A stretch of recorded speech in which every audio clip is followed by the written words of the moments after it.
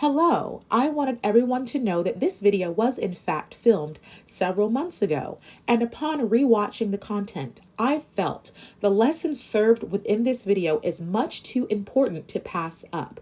Pageant season is upon us, and there are certain risks and factors contenders need to take into consideration before embarking on their journeys. There is a certain amount of risk that comes from stepping on stage. And you're going to find out now why. Yeah, so I'm not doing any hair and makeup for this video because this topic doesn't deserve it. I'm fresh out of bed and I'm already tired. I'm already done with the day.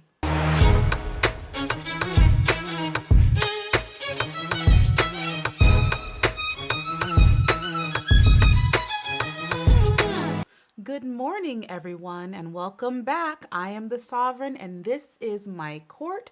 Last night, I had a good old happy time with some of you on a live stream here on YouTube. We talked for like 3 hours, and I felt really good. It felt like I got to have like a friend's day. I was talking to my friends, and I woke up this morning really excited to make pageant content again. We want to talk about male pageants. Mom and I had discussed it this morning. She wanted to talk about the male pageants, so she wanted to get in on it. I wanted to talk about styling. There was so much content that I was like planning to do. And today was my planning day. I wasn't going to get dressed, no makeup. I was going to go to the gym, plan out some videos, but I was not going to film. Now, those of you who saw the live stream or were there during the live stream probably saw a portion of the live stream where I told you guys that, like, honestly, I'm so tired about talking about certain subjects. And one of the subjects I was really done talking about was racism.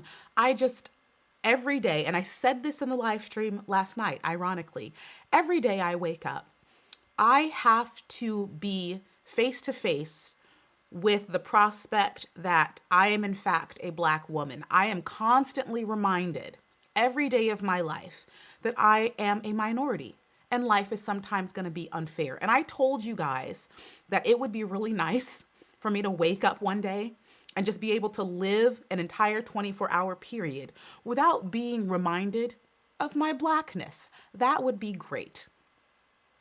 The irony in all this is when I woke up this morning, I was faced with mess in my happy place. The one place I don't like this mess to reside is within the pageant community. And that's what we're talking about here today. I woke up this morning and went into my Discord, and some of the courtiers in the Discord told me that a Miss Teen USA contestant was on the news and they were addressing her uttering a racial slur on camera for like a TikTok or something.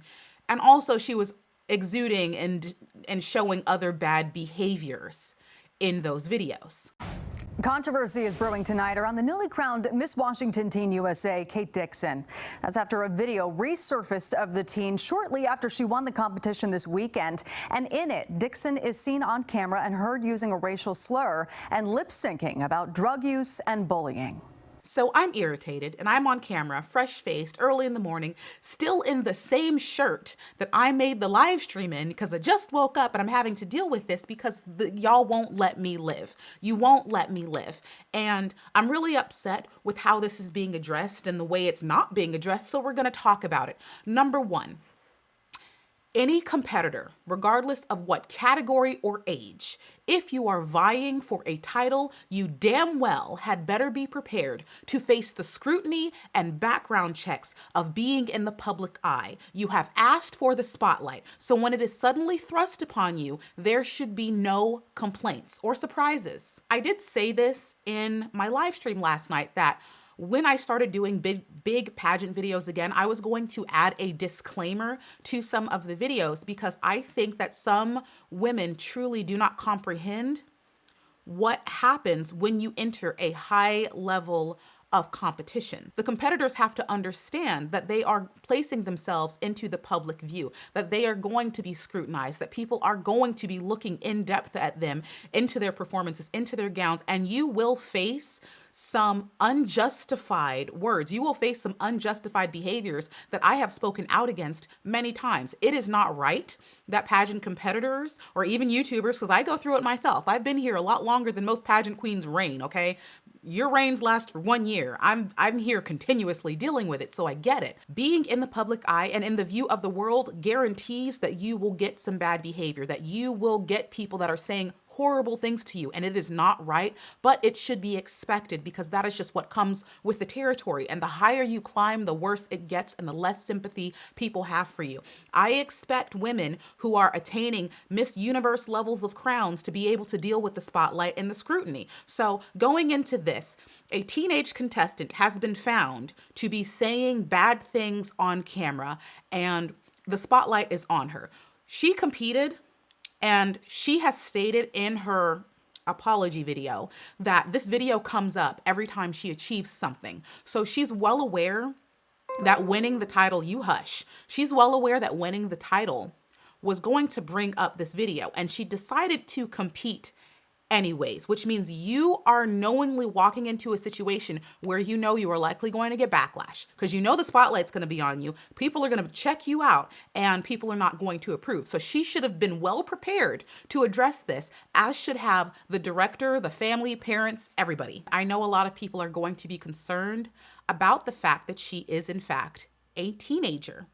I am concerned as well that a teenager with this past and history that is so negative that people are clearly going to take issue with was placed into the spotlight, a spotlight that is going to likely harm her. You're forcing this girl to deal with a lot of public scrutiny, a lot of public backlash. And the thing is, yes, we can say some of the behavior is unjustifiable. Death threats are unjustifiable. Like, there's certain behaviors that I will never defend, but the scrutiny that she's facing due to her behavior and her actions, that is justified.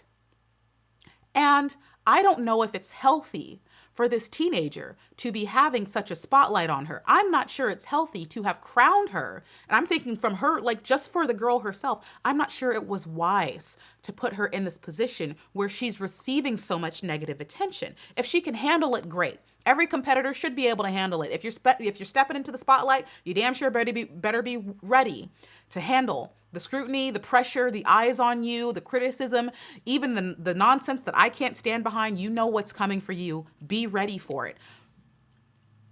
But she is a teenager, and I become concerned for her. At what point are the adults in the situation thinking, this is not the position we should be putting this girl in? She's going to go through too much.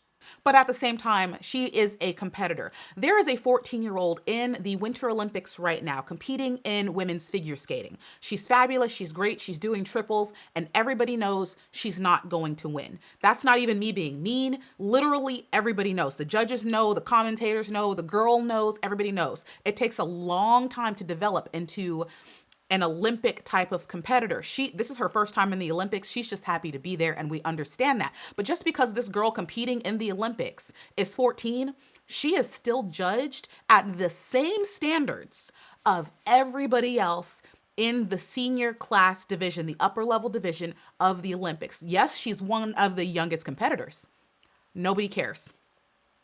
Nobody cares. The judges don't care. The score is not going to reflect upon her age, and the damage done to her body is not going to be any less severe or nicer to her simply because she's young. She happens to be a young person competing at a high level, and she is forced to meet the same standards of everybody else. This teen division contestant, she's not just a teenager. She is a person, a woman standing in front of us and saying, I am a role model. I am a leader. I am a person that your kids can look up to and aspire to be and walk in my footsteps and follow my path and realize they can reach their goals. I'm the person that these kids can watch and model their lives or behaviors after. That's what a role model is. And it's not to say that people can't come back from doing bad behaviors, but I did watch the apology video that this contestant put out into the world trying to kind of, gain sympathy and help people to understand. And I'm always willing to hear people out, especially a teenager. Once again, I understand that somebody's young and they may make mistakes, but I'm like, okay, let's hear her out. They coerced me into saying a racial slur, which I told them, no, I don't want to say that. I know that it's not appropriate. And they told me, you have a free pass just this one time. It would be funny. And so I decided, after much persuasion, I said the word that they wanted me to say. And without my knowledge, I was recorded. I think most of all, I want them to know that if they feel offended by this, that I am very deeply sorry, that I have learned my lesson, and I have not used that word to this day. I have not used that word. Fox 13 also spoke with the executive producer of Pageants Northwest, an agency that oversees 4 states in Miss USA and Miss Teen USA. Pageants Northwest says they became aware of the video in October of 2020. Kate and her family spoke with them about the video before she began competing for the teen title 3 years ago. And after that, they weighed the options of accepting Kate's application. In this so-called apology, there was no responsibility taken on behalf of the contestant. The contestant didn't sit there and say, I should have thought better of my actions. I never should have uttered any of these words. I should have thought about what was the right thing to do. She placed blame on the people in the car and said, you guys have to understand, I was coerced into doing this. And yeah, I totally understand that peer pressure is a thing.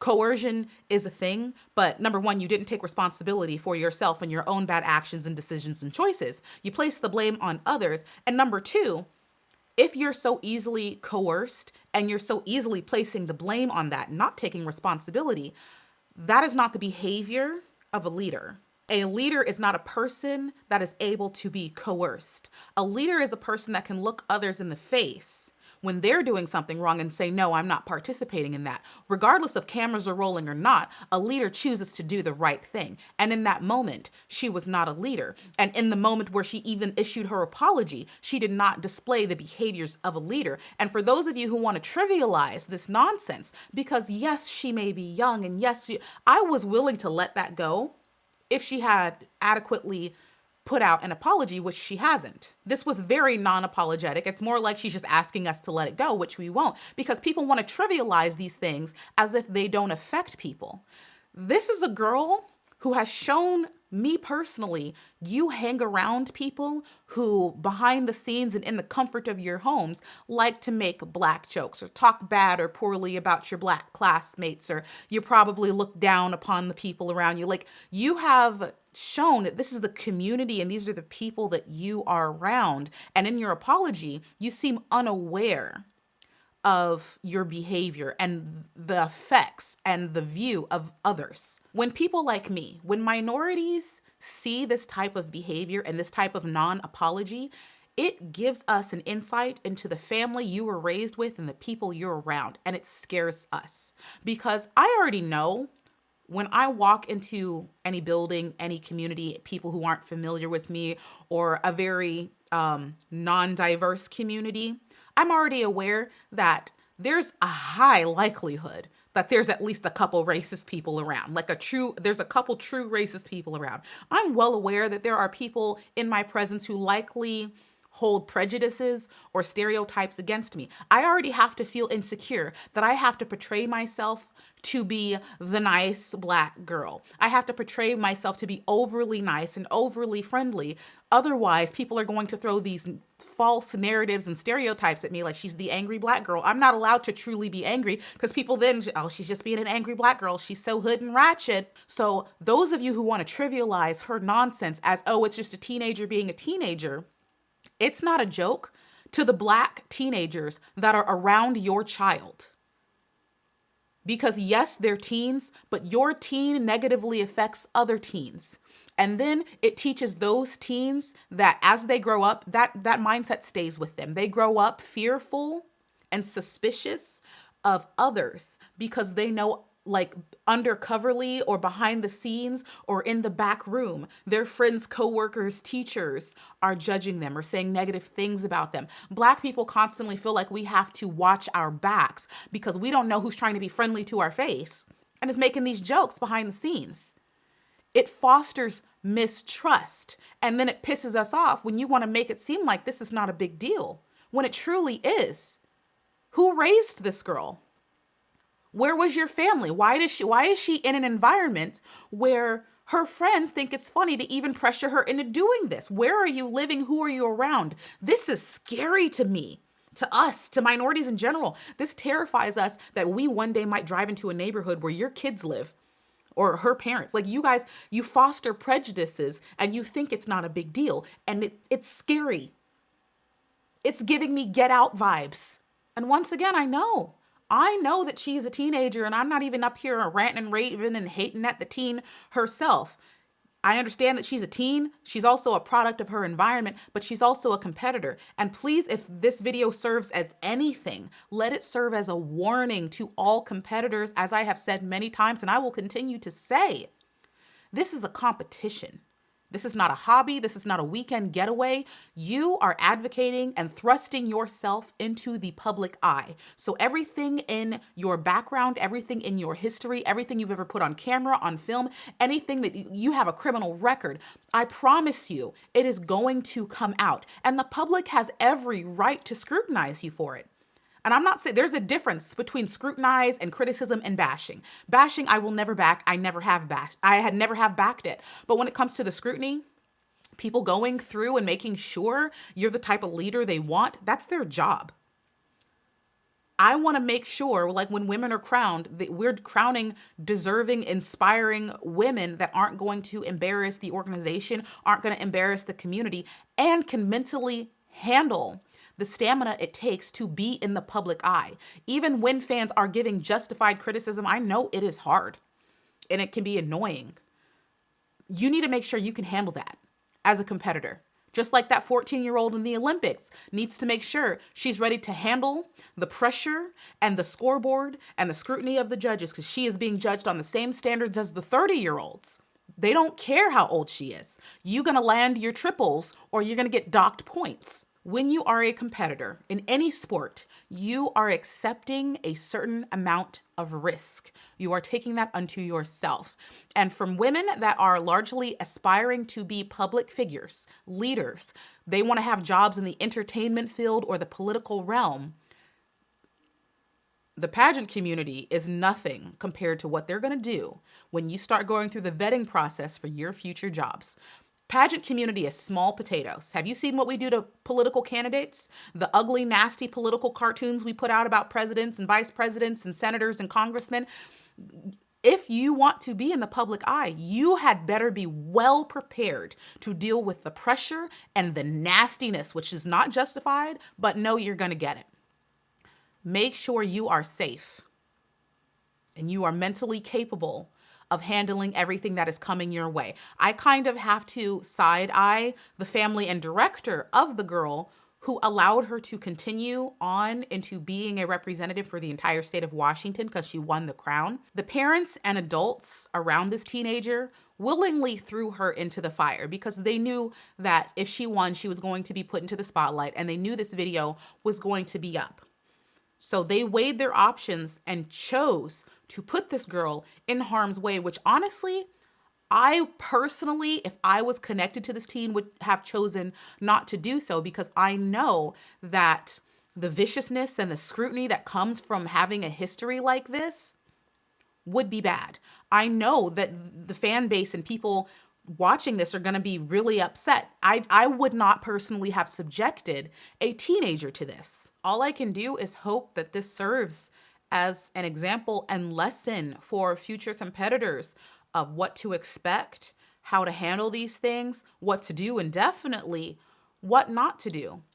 As public figures, as so-called leaders, you expect that spotlight. And these people are going to dig up anything and everything about you, as they should. If you're trying to take the leadership role, I want to make sure the person that I'm following is not going to lead us off a cliff. They're justified into looking into your history, and you better have a good explanation for anything you have done in the past. There was a way for this girl to handle this.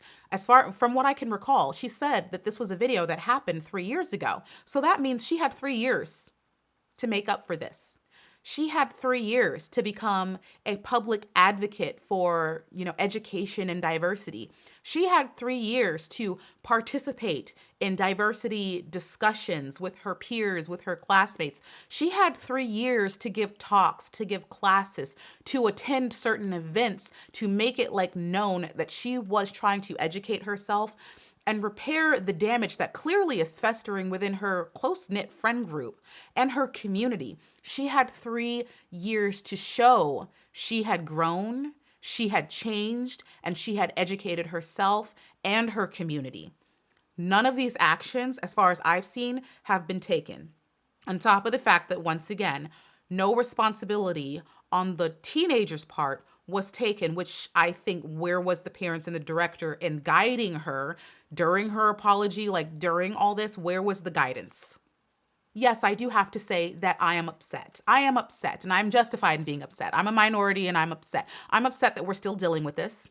I'm upset that this is still a discussion. I'm upset that there's currently people in the comments section trivializing this like it's not a big deal, like your teenagers, your kids aren't out here traumatizing other kids. That's not a big deal to you? Selfish much.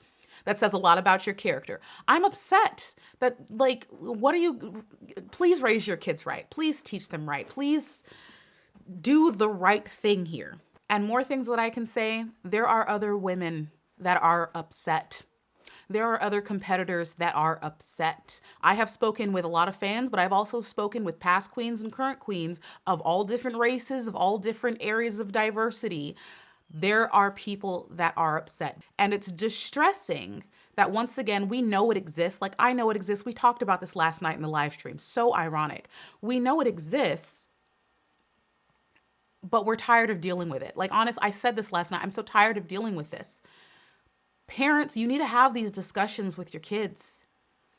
Diversify their lives, educate them, educate yourself. Like, this is not my job to sit up here and tell you the effects that your kids' lack of education and diversity is having on our sisters, brothers, children, mothers, fathers, sons. It's like, I shouldn't have to keep stating how serious this is when you guys like make jokes about people's hair or whatnot. Like, you didn't stub somebody's toe. And the fact that I feel like this isn't being taken seriously just makes it that much more worse. Like, y'all don't care. Nobody cares, right? Y'all don't care. Make all the racist comments and jokes that you want. You don't care who you hurt or what you do. The fact that my little brother has to deal with your kids at elementary school running around, pulling on his hair and making fun of his hair. It's just kids being kids, right? Doesn't hurt anybody except my brother, but y'all don't care about that. You see, I want you to see the effect that you have on people.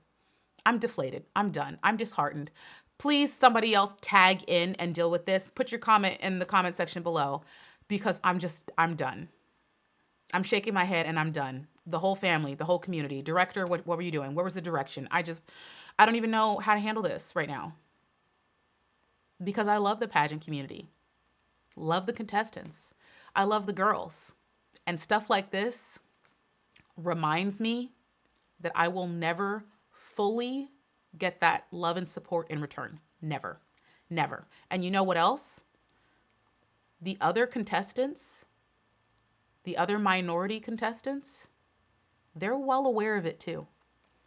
And it's not a nice feeling to compete around people who you don't know who's your friend and who acts like this.